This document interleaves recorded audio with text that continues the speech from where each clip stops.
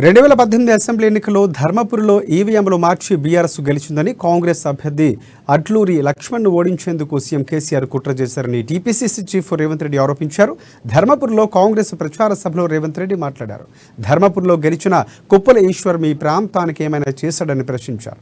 సంక్షేమ శాఖ మంత్రిగా ఉండి ధర్మపురిలో డబుల్ బెడ్రూమ్ ఇండ్లు ఇప్పించారని నిలదీశారు. పక్కనే గోదావరి ఉన్న ఆ ప్రాంతానికి నీళ్లు కరువు తీరిందా?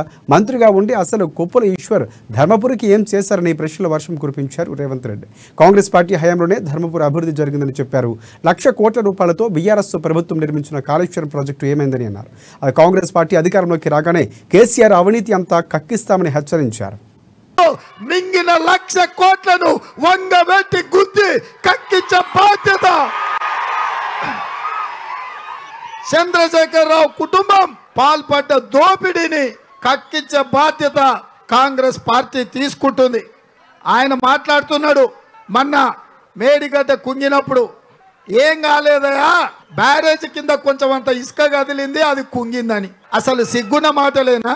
ఇలా చాలా మంది మా సోదరులు ఇల్లు కట్టుకుంటే కూడా 2 అర్రలు కట్టుకుంటే కూడా 2 అంతస్తులు కట్టుకుంటే కూడా బునాదులు దొమ్మి భూమి గట్టిగా తగిలే వరకు మట్టి తీసి దాని కింద కాంక్రీట్ పోసి ఆ తర్వాత పిల్లర్లు వేసి